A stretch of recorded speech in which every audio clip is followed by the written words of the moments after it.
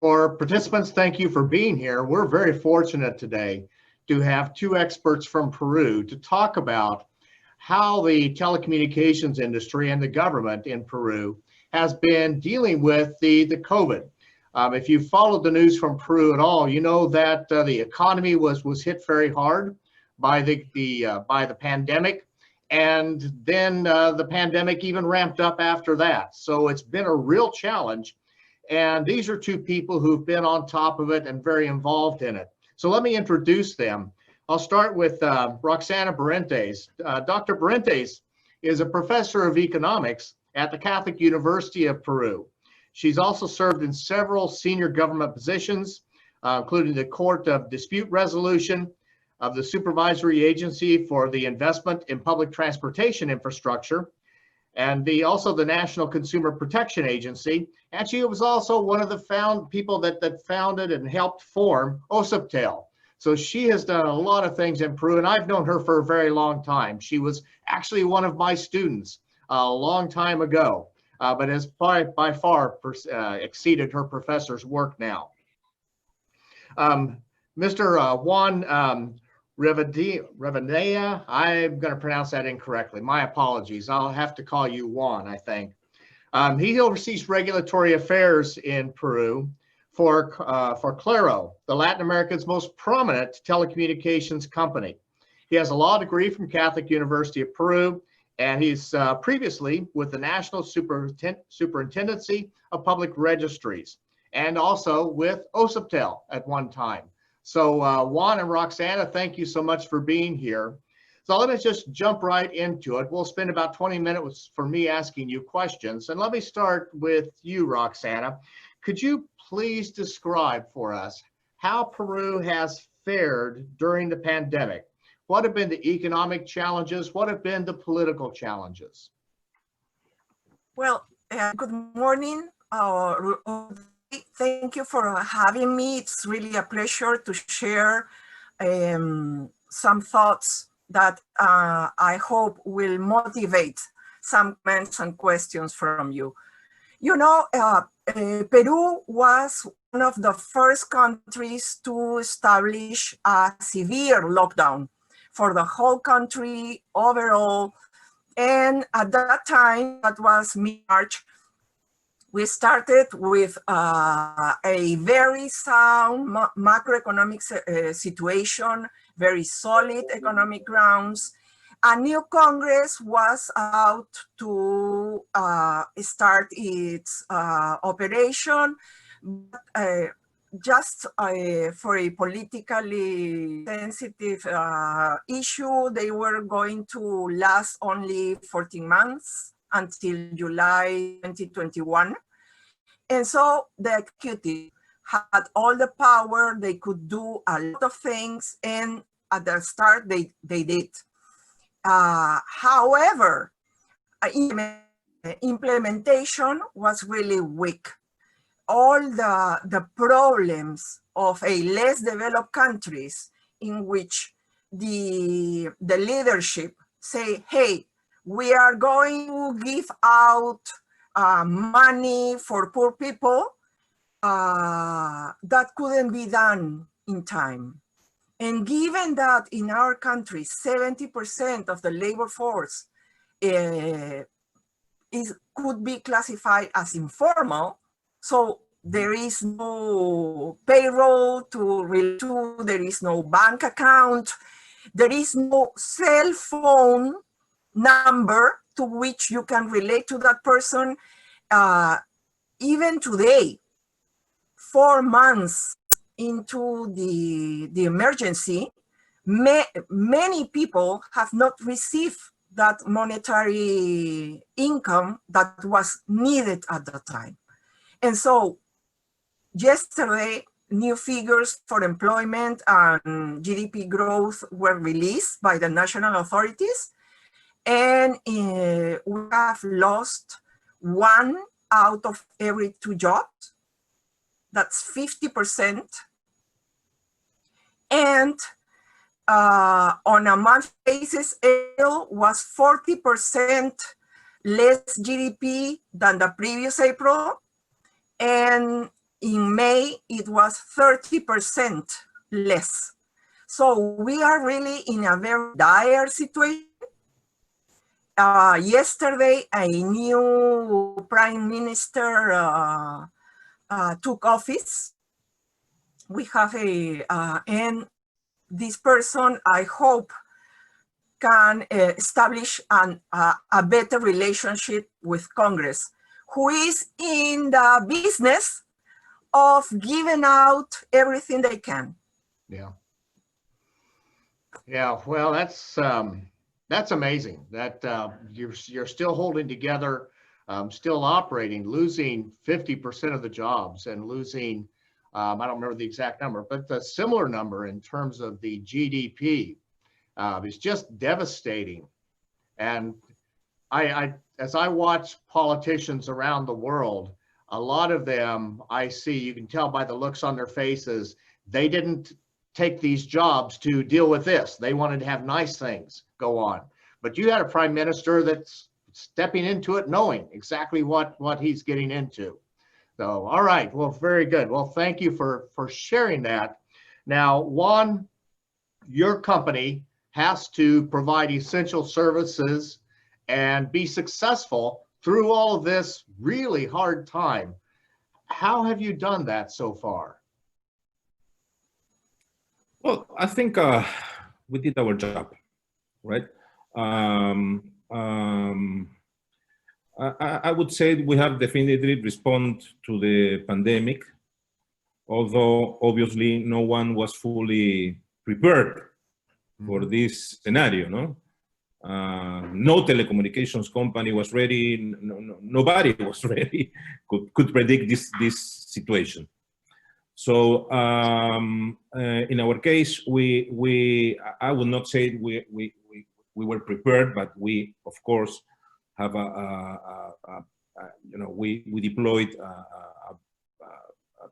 last technology network nationwide with the correspondent infrastructure.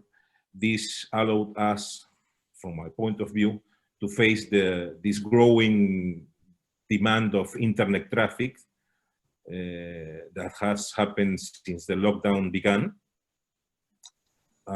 Just to give you an idea, data traffic grew around 60% in both fixed and mobile networks. And this required, of course, an exceptional effort from the operators, not only from my company. And I would say the paradox is that most of this data traffic increase was explained by the use of entertainment and leisure applications, not for what it is really important, no? You know, medical, home office, and education.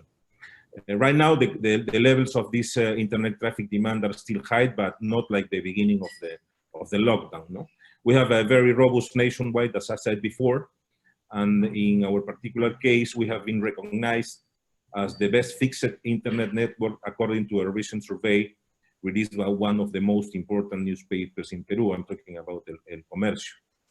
In Peru, there is a quite important shortage or a gap in wireless service infrastructure, especially from base stations, no? Where the gap calculations goes around to 24,000 to 41,000 base stations needed to attend in a regular way the demand of traffic.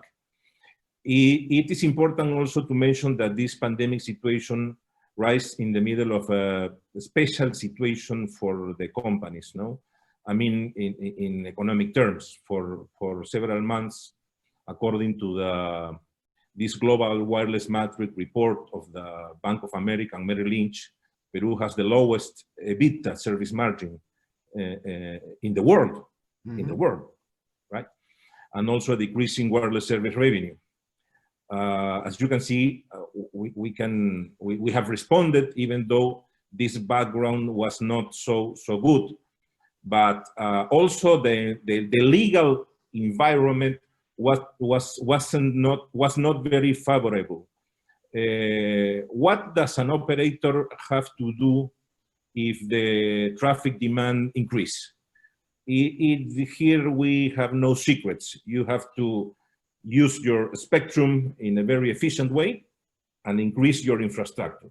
There's no secret formula. But the problem is that right now, the government, since the beginning, the government imposed the lockdown, and as a consequence of that, a total immobilization. This was a full lockdown, as Roxanne mentioned. So nobody could go outside and install and move or repair a base station. So with these strict measures, it was really, really tough, really hard for us to improve our capacity in what we expected when the lockdown begins, no? So, also we face some other problems, like, for example, we were prevented to install more infrastructure. As I said, we were prohibited to sell services for 3 months. We cannot sell even a fixed line or our phone line. We can exchange a cell phone or a SIM card, and we were also prevented to disconnect the line, the services, to those customers who did not pay the bill. So in some moments we feel like suffocated or strangled because of the situation, because we need the oxygen, and the oxygen is money, and money comes from paying the bills, you know. So it was a very complicated situation. Peru was one of the few countries, or the only country in Latin America up to 2 weeks ago, in which we cannot open the stores to the public. We should turn our commercial effort to this online or virtual mechanisms, no? So despite all the situation, we have been complying with the regulations and attending the demand of our customers. In short, again, I think we did our job. We continue to doing our job, and we had the opportunity to demonstrate our commitment with our customers. Oh, thank you very much. Yeah, it's sometimes hard to communicate well to people that money is the lifeblood of a company's ability to provide its services. And if your services are essential, that revenue is essential as well. So Roxana, let's pick up on that theme just a little bit. When I talk with government officials around the world, and they talk about, well, you know, the times are difficult, so the company needs to just accept less revenue. And I'll put in front of them 2 stacks. We'll say, okay, here's the amount of revenue we're talking about. And it goes to pay salaries, it goes to pay for investments, it goes to pay for maintenance, for fuel. I show everything it goes to pay for. I said, if your revenue is going to drop below, which of these bills do you want them to not pay? And that's always a difficult conversation for people to have. So I want to ask you, as you've watched the operators, the regulators, the government officials work on this, how have they worked together? And you know, kind of, then also, what's the public view of that collaboration, that relationship between operators, regulators, and government? Thank you, Mark. I think that this pandemic has caught the private sector in Peru in a very difficult situation reputational-wise. Because until March 14th, the lockdown was established on March 15th, the major issues that were talked about everywhere were the corruption brought out by Odebrecht and all the ramifications of that. And that corruption scandal has caught up with the whole private sector and entrepreneurs and concession and infrastructure players. And so when the new Congress stepped in, the new Congress understands their issue is, okay, these firms have benefited for 20, 15, 10 years from outrageous profits. Now they have to pay for services that we Peruvians are entitled to. And so I think most of the collaboration that I think in May, several decrees were enacted in order to free spectrum, to allow, to ease the way for firms. Most of the collaboration is now trying to justify before Congress that they shouldn't enact laws to write off the debts by consumers. And so it's really a waste of effort.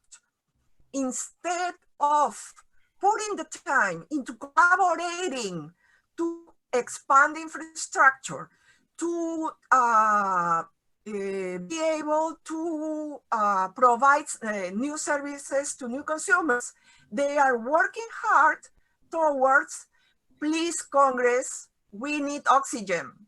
And that is money from paying the bills. And, you know, given the inequality, the socioeconomic inequality in Peru and in several Latin American countries, there is a lot of people who can pay their bills. So there shouldn't be any widespread write-off of the bills by consumers. So I'm not sure I answered, but this is the situation right now. It's really different. This applies to telecom, this applies to energy, and this applies to banks.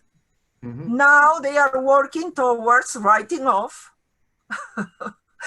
or your loans or your debts. But, and so it's really difficult.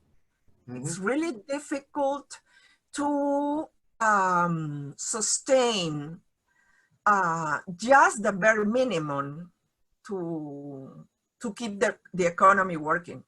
Yeah. Thank you very much for that. I have several other questions, but I want to remind people we're now about 20 minutes in. And so if you have questions, comments, please go ahead and post them to the chat. And for the next 20 minutes, I'll be looking to there to add to the discussion that we're having. And then after we've done that for 20 minutes, then we'll open the microphones for everyone to be able to share with each other. I don't see any questions just yet, so let me continue.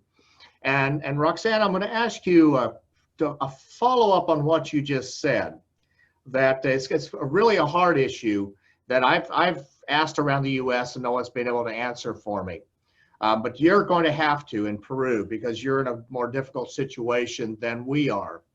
When you shut down a big part of the economy for a sustained period of time, then the mechanisms of business start closing up. The way that people can buy services, the way that people can have contracts with each other, the way that businesses get supplies, these institutional structures just close down, and you have to rebuild them for the economy to come back. What are your thoughts? You're a well-known economist in Peru. You understand how things work. What are your thoughts on how Peru might be able to rebuild these systems? It's going to take time, but how might you go about doing that? Wow, that's the $1 million question, Mark. Well, that's why you're a well-paid economist, Roxana. Well, one thing that I think should be at least discussed is to think about ex post regulation. Mm-hmm. Because we are an economy that is in a society that loves to give rules and to have somebody monitoring whether you are complying with the rules or not. Yeah. And then the rules are made on a desk by somebody who has lived in the well-off districts in Lima all their lifeline. And so it's crazy. Mm-hmm. In a country in which we have problems of literacy, of understanding what is written, and not only by elementary school children, by adults. In a PISA-made survey worldwide, Peru is one of the worst among adults. There were protocols of 47 pages written by lawyers, sorry, Juan, written by lawyers who write in legal terms, which are absolutely incomprehensible for the layperson. And so some confidence should be built around letting businesses start and monitoring afterwards. Because even the state, you know, it's really funny in Peru, but I think it's important because we have huge informality, but you know, the labor inspectors are hired on these kind of informal kind of labor contracts. So it's really crazy. They are supposed to oversee what is going on in the formal sector, but their labor contracts are really one of the exceptions in which you don't have any right. Not even holidays, not even pay leave, not even health insurance, etc. So it's, I would go for that. That would be a major change in how we do things in our country. Yeah. I had not thought that having a large informal economy actually may be an advantage because you don't have to worry about the formal structures getting recreated. People can just do things together. That's a really interesting insight. Thank you for that. So we do have a question. And Roxana, the question is directed to you, but I've asked you two questions in a row. So I'm going to ask Juan to answer it first, and then we'll have you answer it. So the question is, when do you think the Peruvian economy will open? And how long do you think the economic downturn is going to last? So Juan, this is something your company has to take into consideration, its plannings. What are your thoughts? How long do the lockdowns last? How long does the recession last? What are your folks' thoughts? Well, it is also a very difficult question. Right now, we are concentrated in, in some short-term measures that we think is part of our commitment with the society, with the government, and with the customers. So from now on, we have been taking some actions. During this pandemic, things were moving really fast. So we start to learn, and take some initiatives for our clients, not being sure when this is going to finish. So for now, for example, we are providing unlimited sending of SMS to our customers. We're offering the option to our customers to divide the payment of the bill in 12 parts, to offering these payment plans in installments, according to a rule that allowed us to offer this to our customers.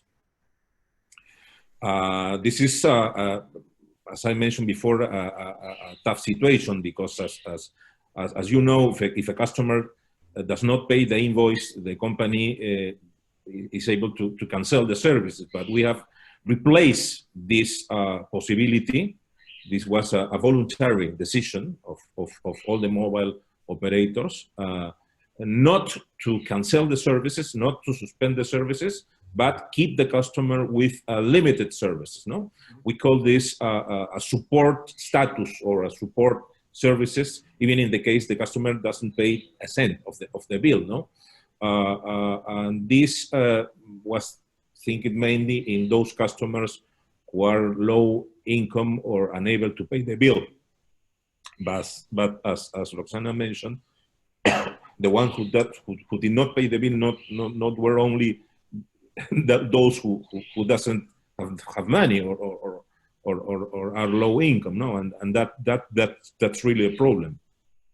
In those cases, as I said, we keep them with a limited number of minutes for outgoing calls, some megabytes for internet data, unlimited incoming calls, unlimited SMS, access to this governmental platform for virtual education. I mean, for the kids, and this is a free access for all our customers that right now are supporting the students in all the country. No? And we have also, of course, collaborated with the government with the design of national coronavirus tracking surveys using cell phones. So no, I hope I'm not leaving any other initiative, but I think these are the main actions that companies have taken to help citizens during the pandemic. No, not knowing, not being sure when this is going to finish.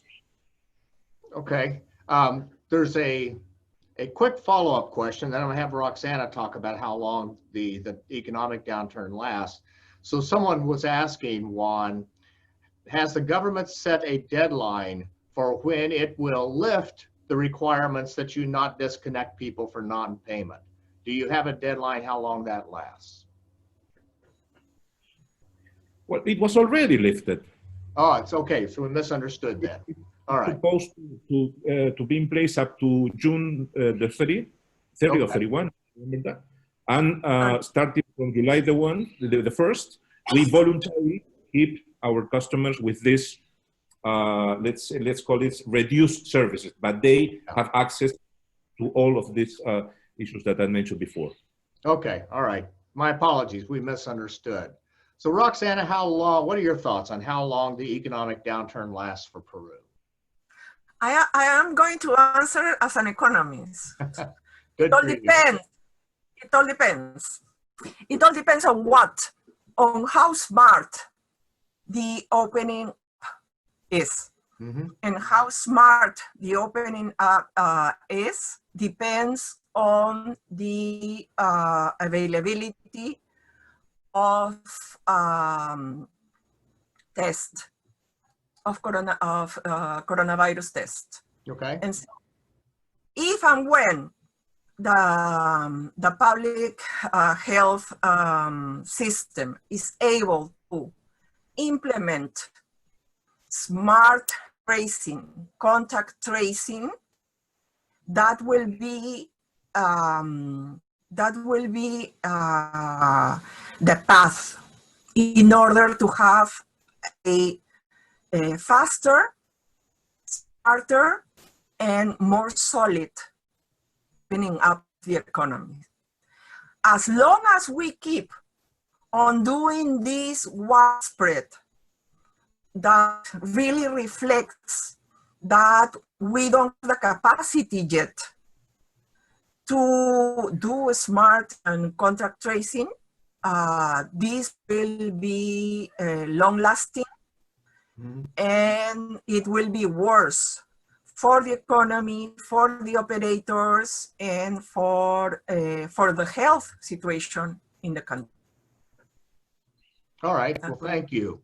So we have a question from Emmanuel Offi from Ghana. And first we have an explanation of the Ghanaian situation. And then he wants your advice on what Ghana should do with respect to helping the telecom operators. So here's the background, the context.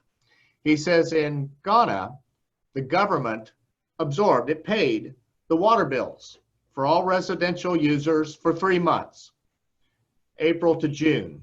And it also paid 50% subsidies for electricity during that time too, just to try and help out the consumers. So there's a stimulus package being made available to small, medium-sized businesses.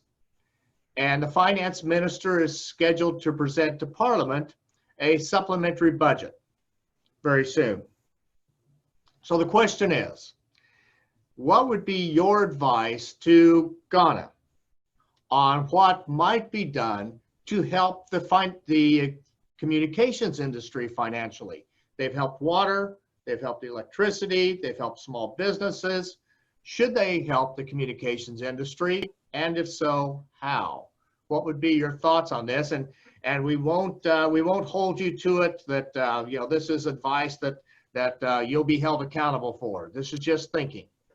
So let's start with you, Juan.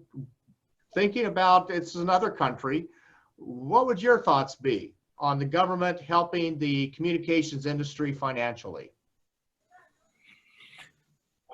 Well, the first idea that came into my mind is that right now, all the Peruvians are living with the telecommunications in-house, no? Mm-hmm. We are working, we are attending the medical schedules, we are receiving lessons in school, the high school, and that's one of the main important issues that we expect the government to take into consideration.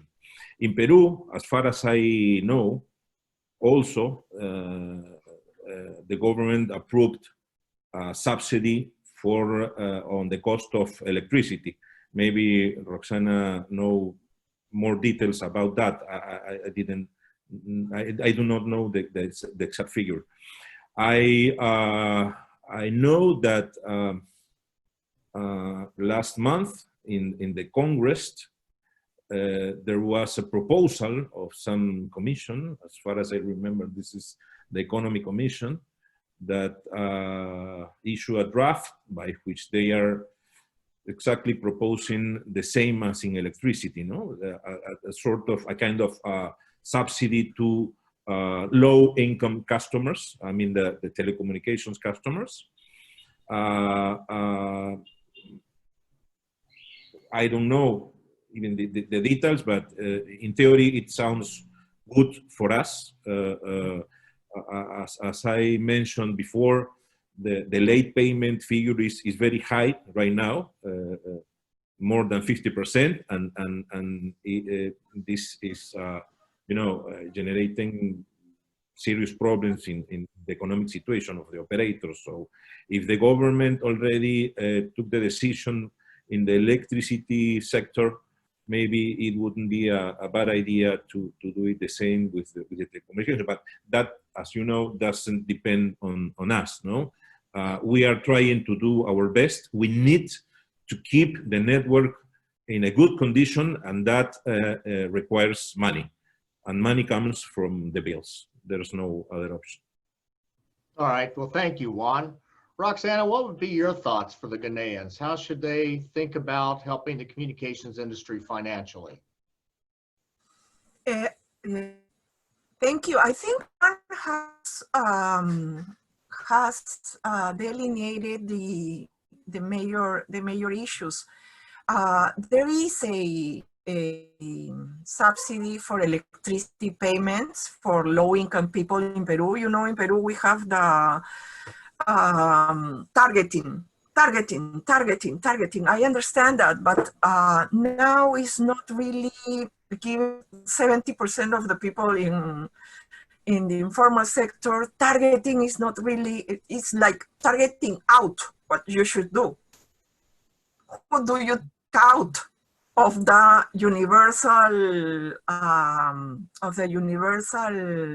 aid kind of mentality? Maybe it's similar in Ghana, maybe thinking about a partial subsidy like 50% of the bill or 25% of the bill that is paid out by the government. And I understand that puts a lot of pressure on the macroeconomic situation of the countries. However, this is a matter, and I don't want to sound like apocalyptic anything, but it is a matter of survival for the current generation. And if you postpone the recovery, you are putting a lot of pressure on the next generation, because there are a lot of children and a lot of youth that are missing out in several opportunities that they deserve as human beings. And so this is the time to get indebted by governments. If they are worried about payment in the future, maybe the future will not materialize. You will not have the human capital needed in order to have strong economy. And so this is the time to get some subsidies out. But I think that's the other thing. Many measures were given for 3 months, 4 months. This is going to last longer than that. And so you have to plan for that. And that's really difficult. Yeah, that's a hard part.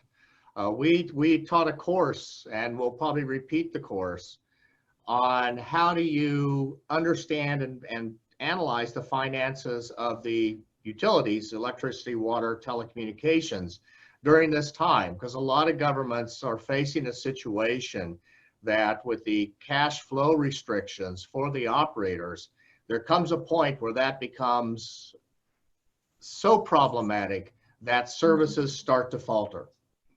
It's just, the companies cannot print money. And so they have to be able to understand what those finances look like and know what's going to happen in advance, because you have to be able to plan for it. All right, we have one more question. People in the audience, if you have questions, we're going to move very quickly into the part where we ask you to talk with each other and talk with our guests directly. So if you have something you'd like to say, something you'd like to ask, please raise your hand. I have one more question, but go ahead and start raising your hands for this, please. So one more question that we have is just a kind of as best you can tell us, the infection curve for Peru, and this will be for either of you. Has it flattened? If not, what are people's thoughts on when that will happen? And for Juan or Roxana, either one, just raise your hand and you can address it. Okay, go ahead, Roxana. I think we started opening up on July 1st. And yesterday, several people in Peru who are following the numbers started showing the increase in cases, 15 days, increase in cases, and the increase in the number of deaths. We were going down as a country. You know, we have really different region. The situation is different in the different regions, and Lima is the worst.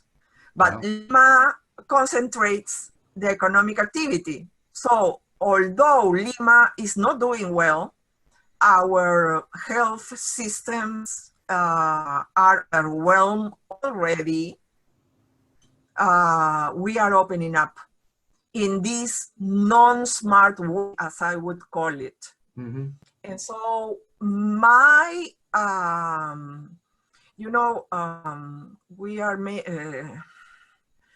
we speculating when the new lockdown, full lockdown will come up. Some people say August 1st, some people say August 15. I don't think it will happen because even the new government, the new cabinet that sworn yesterday, is really shaped by the people and their backgrounds. I think they will go on with economic recovery. Okay. Yeah. All right. Juan, did you have anything to add to that? No. All right. Nothing. Very good. So So nice. Sam, thank you. So Sam, I'm going to turn things over to you now, please. Thank you very much, Dr. Jameson. So yes, as Dr. Jameson mentioned, this portion of our session is where we would love to hear from our participants. And if you'd like to share any experiences with us and or follow up with any additional questions to our speakers, now is the time. So in order to share, what you would want to do if you're using a laptop or a desktop, you would go to the bottom of your Zoom toolbar and you'll see the participant tab. Once you select that, there's a hand raising icon, and that will prompt me that you'd like to share. And so then I would unmute your audio, and then you're free to share your video if you would like. If you're using a cell phone or a tablet, that Zoom toolbar will be at the top of your screen. I also sent those instructions through the chat. So if you have any questions, please feel free to send me a quick comment. As of right now, Dr. Jameson, I don't see any hands raised. It looks like though we did just receive a question in the chat from, forgive me if I pronounce your name incorrectly, Eon. I'd be happy to unmute you if you'd like to ask that question directly. I'll ask to unmute.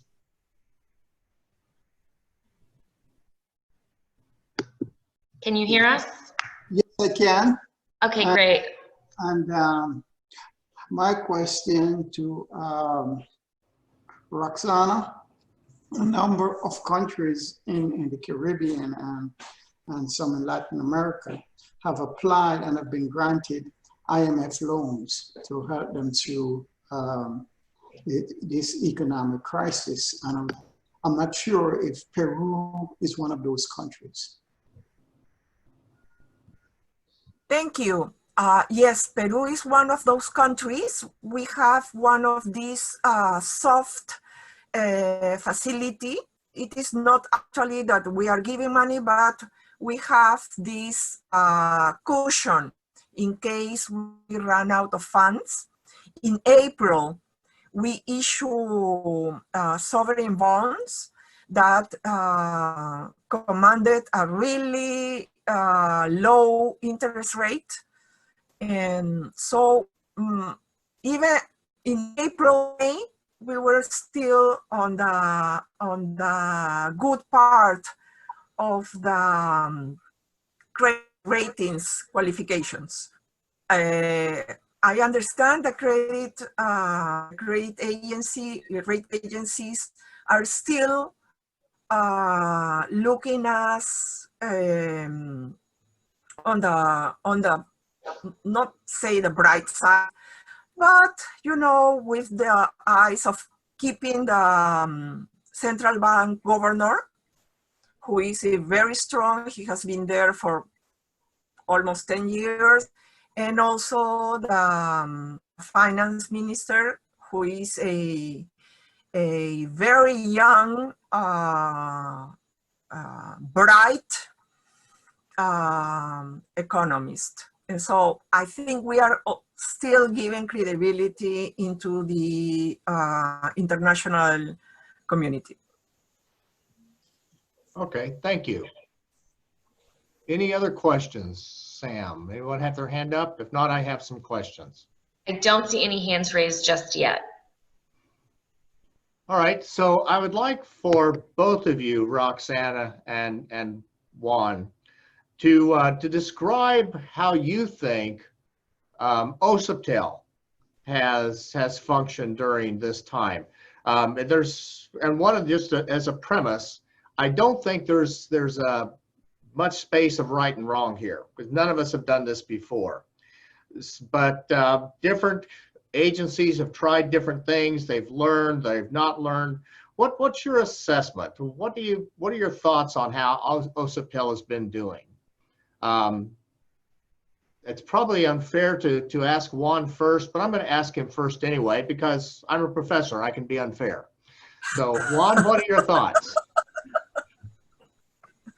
Well, this is also a difficult question because As you know, I worked for OSIPTEL some times ago, and now I'm in the private sector. So often I used to have this regulatory mindset, no? Yeah. And it's a sort of contradiction I used to have when I intercourse with our partners in the company, no? But and also by the book, companies are not always in line with what the regulators state, or these decisions. I think that OSIPTEL was in line with what the government decided from the beginning, right? This was a full lockdown. One of the most controversial decisions from our point of view has to do with this prevention of selling telecom services and to open the stores to the public, no? Considering that this was not the same decision that other regulators adopted in Latin America, no? We're talking about every other country in which we operate, starting from Mexico to Chile and the south part, no? So we were trying to put in place, I mean, the situation to the regulator, and there were some dramatic situations because, for example, I can share with you some situations. Many people came back from outside and they need to communicate and ask us for a cell phone, for a SIM card, and we should say no, I cannot sell you a SIM card because I'm going to be fined by the authority.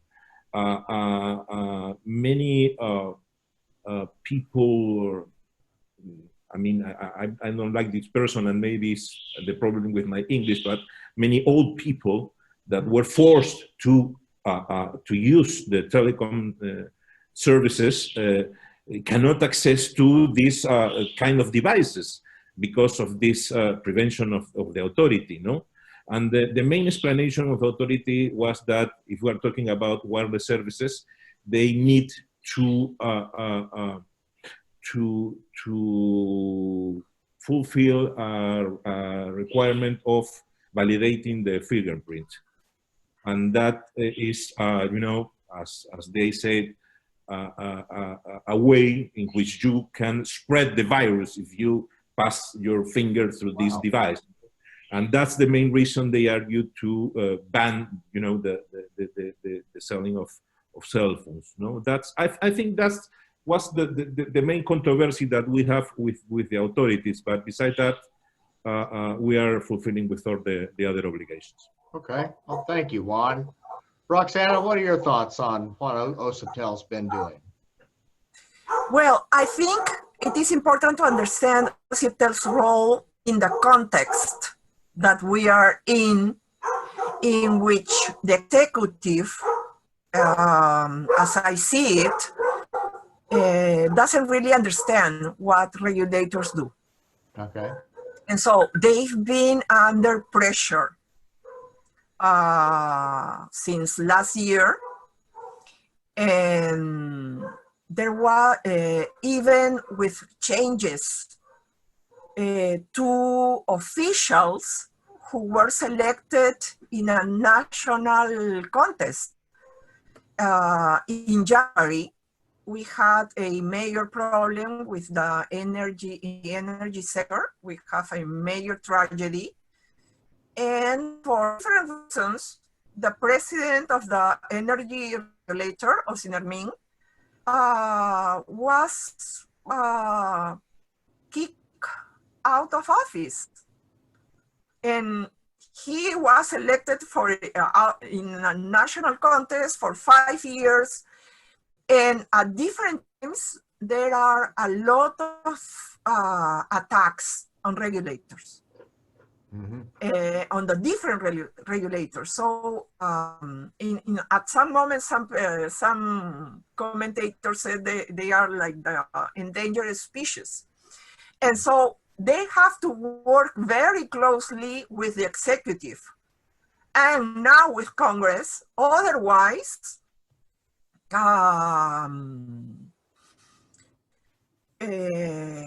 several of the achievements that the Peruvian model has reached will be lost because of this really weak institutional environment. And so, as Juan said, and I emphasize again, you need smart approaches, out of the box approaches in order to deal with this issue and to try to find out solutions. For instance, another example, Catholic University decided to go on with online classes starting in April. And so many people, professors and students say, hey, what will happen with students who cannot access the internet on a solid basis? And so the university set up a fund in order to be able to finance those cases. They reach out to the regulator and the regulator say, how are we going to do this? Because we cannot subscribe to customers. And so a deal was struck in which the university, just one person took out, the contract for all the students and the professors, because not even we have, as a whole, have a strong internet connection. And so I think OCIPTEL has done a lot within the framework and the context currently going on in Peru. Okay. All right. Well, thank you very much. So we're pretty close to being out of time. So Juan, I'm going to give you the last word here, because I don't think we have any other questions from the audience. And that is, what do you think is the lesson from all this for your company and for Peru? What's the lesson that you would like for people to take away? Well, I really don't feel so sure to answer the question on behalf of the company, but I would like to share with you a very personal point of view. Sure. And I would like to quote Mr. Carlos Slim, that is the owner of América Móvil, and he used to say some ideas and sentences that has to do with the basic business principles. And I'm going to read it. There are 4 ideas. Okay. I took it as lessons, right? And the first one is, we must impose our will on our weaknesses. The second is, firm and patient optimism always pays off. The third one is, every moment is good for those who know how to work and have the tools to do it. And the last one, this is my favorite, is this one. Keep austerity in good times to avoid bitter and drastic adjustment in bad times. Very good. All right. Well, thank you both very much for sharing your time, your information, your wisdom with our audience. And thank you, audience, for being here.